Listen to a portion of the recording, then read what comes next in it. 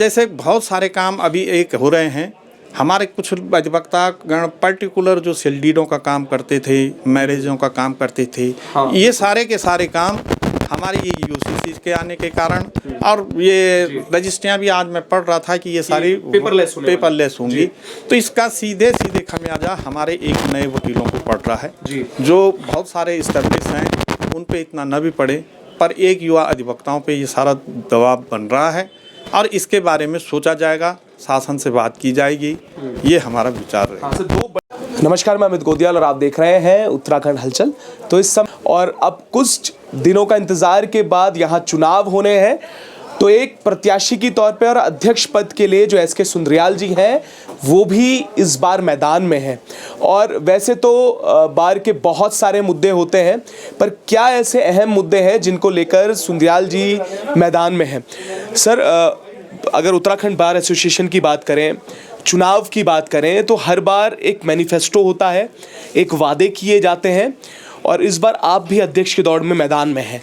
तो क्या चीज़ें रहेंगी एडवोकेट्स के लिए इस बार? आपके पिटारे में नया क्या होने वाला है, और क्यों जो एडवोकेट हैं आपको एज अ अध्यक्ष देखना चाहते हैं? जी, सबसे पहले बड़ी बात यह है कि इस समय पहली बार एक प्रैक्टिशनर अधिवक्ता इस इलेक्शन में आ रहा है। बिल्कुल। आज तक जितने अधिवक्ता आए, अधिकतर वही लोग रिपीट हो रहे हैं जो 500-10 साल से लगातार इस बार में आते जा रहे हैं। और उसका नतीजा ये हुआ कि जो अधिवक्ताओं की हमारी छवि ख़त्म होने लगी धीरे धीरे। मतलब अधिवक्ताओं को जो सम्मान मिलना चाहिए था, ऐसा कोई सम्मान अधिवक्ताओं को मिल नहीं रहा। रही हमारी प्राथमिकताओं की बात, 1 साल से हमारे यहाँ बहुत बड़ा इशू चल रहा है चेम्बरों का। चेम्बरों का इशू इस कारण चला कि कोर्ट बिल्डिंग शिफ्ट हो गई, लेकिन जब वो कोर्ट बिल्डिंग शिफ्ट हुई, उसका प्रपोजल गया, उस समय अधिवक्ताओं के चेम्बरों की कहीं किसी ने कोई बात नहीं की।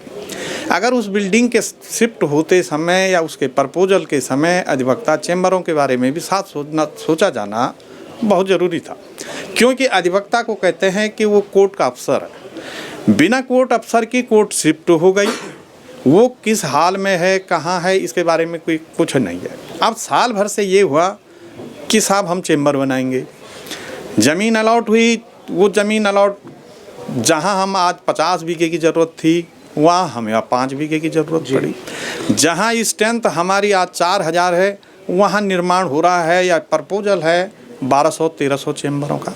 ये जो सारी बातें हैं, इन सारी बातों पे सोचना पड़ेगा। साथ में हमें प्रशासन या शासन से भी ये बात रखनी पड़ेगी कि भाई जैसे अन्य लोगों का विस्थापन हुआ, ऐसे ही सम्मानजनक विस्थापन अधिवक्तागण का भी होना चाहिए। एक तो ये बात है। सर, एक मैं इसी में प्रश्न करना चाहता हूँ।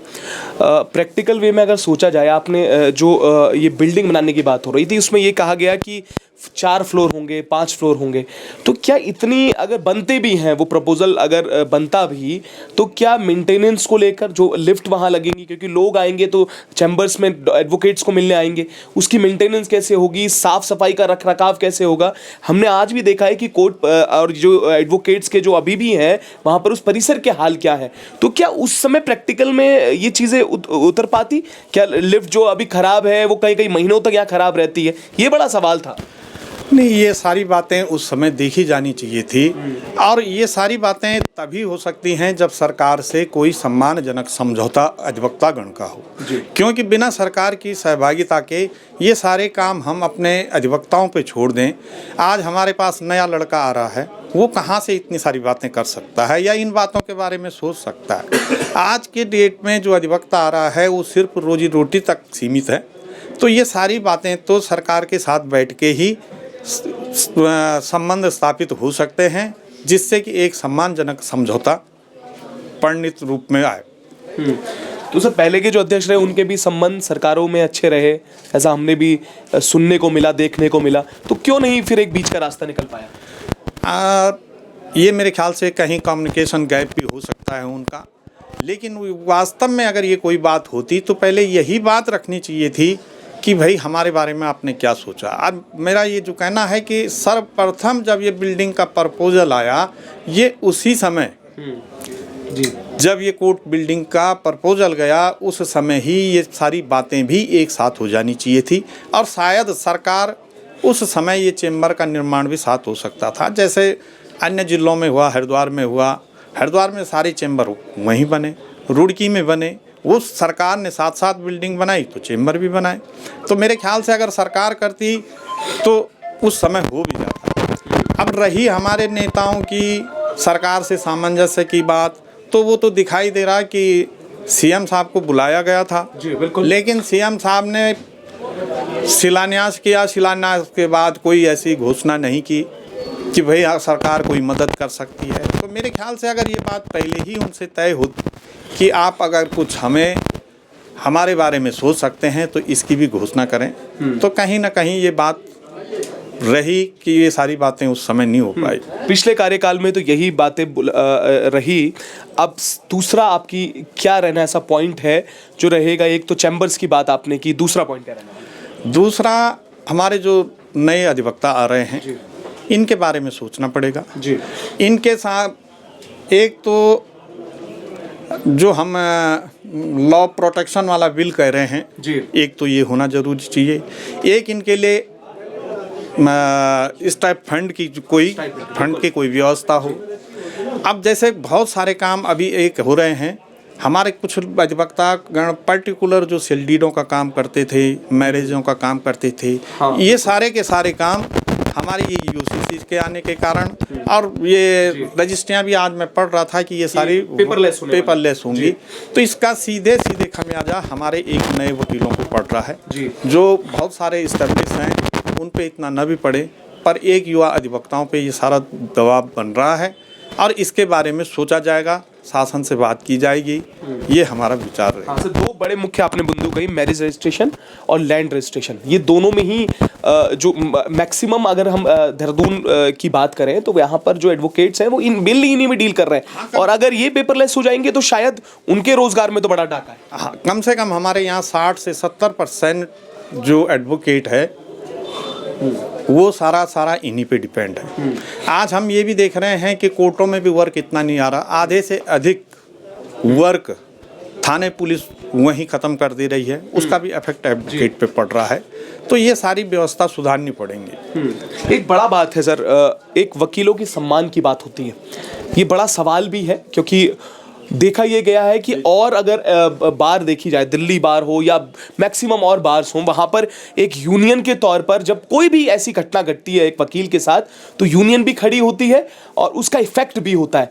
बट यहाँ पर देखा गया है कि किस तरीके से असुरक्षित महसूस करते हैं वकील, और सम्मान की बात जो है वो दो बड़े भय हैं। और जिस तरीके से देखा गया कि जो आप बोलते कोर्ट ऑफिसर जिन्हें कहा जाता है उनके हालात क्या हैं, एक पुलिस का डर, ये बहुत सारे पॉइंट्स हैं, इन पर क्या कहना है आपका? वास्तव में आपने ये बहुत अच्छी बात कही, और बहुत लंबे समय से हम देख रहे हैं कि अधिवक्ताओं की जो छवि है उनकी छवि लगातार धूमिल होती जा रही है जी।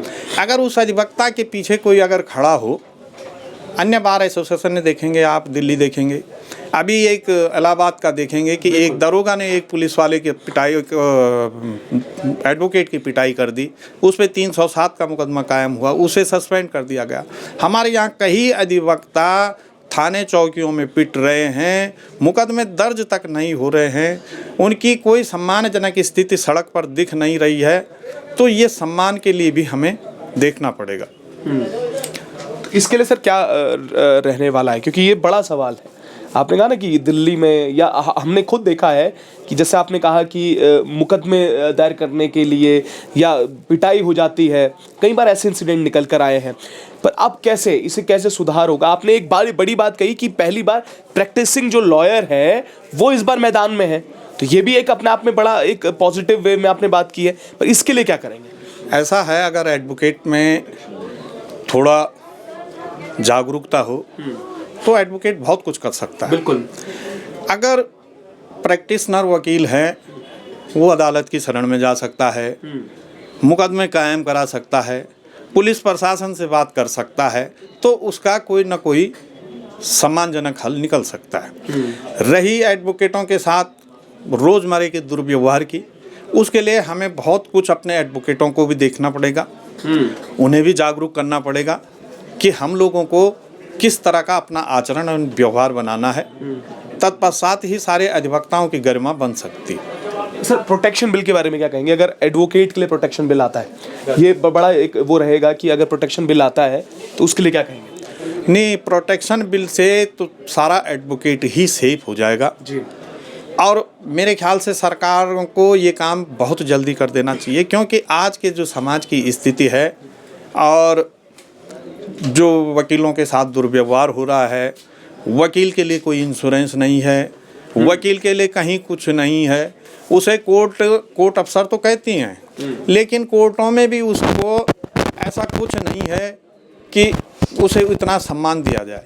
अब जैसे राजस्थान का ही है, राजस्थान में एडवोकेट प्रोटेक्शन बिल है, उससे कुछ ना कुछ उसके अधिकार संरक्षित हैं। ये नहीं है कि कोई उसे सड़क में पकड़ ले, कोई उसे मार पिटाई कर ले, वकील का ही मुकदमा दर्ज नहीं हो रहा। तो ये सारी चीज़ें प्रोटेक्शन बिल से भी कामयाब हो सकती हैं, जिसे लागू करने का प्रयास किया जाएगा। तो क्या लगता है सर कि इस बार बदलाव होने जा रहा है? क्योंकि अब आपने भी कहा है, स्वीकारा है कि जो पदों पर आसीन है वो कई लंबे समय से हैं, कई वर्षों से उन्हीं का स्वामित्व वहाँ पर रहा है, तो इस बार क्या बदलाव? नहीं, जैसे हम अभी घूम भी रहे हैं तो बहुत सारे लोग खुद ब खुद भी हमारे पास आ रहे हैं कि पहली बार एक प्रैक्टिशनर एडवोकेट आ रहा है। आज तक जितने एडवोकेट हैं इनका कहीं से कोई से प्रैक्टिस से कोई मतलब नहीं है जी। तो आज इसका अच्छा रिस्पांस भी मिल रहा है। बाकी आगे देखते हैं कि क्या चाहते हैं लोग और क्या करते हैं। तो अब देखना होगा कि इस बार एसोसिएशन के चुनाव में क्या रुझान आने वाला है, वो तो बात की बात है। पर अभी सुंदरयाल जी ने जो अपने मैनिफेस्टोज हैं जिसको लेकर वो मैदान में उतरने वाले हैं, प्रोटेक्शन बिल की बात की है, चैम्बर्स की बात की है और अन्य कई मुद्दे हैं जिसमें इंश्योरेंस की बात की है। अब इस पर क्या जो एडवोकेट्स हैं विश्वास करते हैं, ये भी देखने वाली बात होगी। पर इस पर भी आगे हम अपडेट करेंगे कि क्या कुछ हो रहा है, किस दिशा में ये पूरा चुनाव जा रहा है। तब तक ऐसे जुड़े रहिएगा और देखते रहिएगा उत्तराखंड हलचल।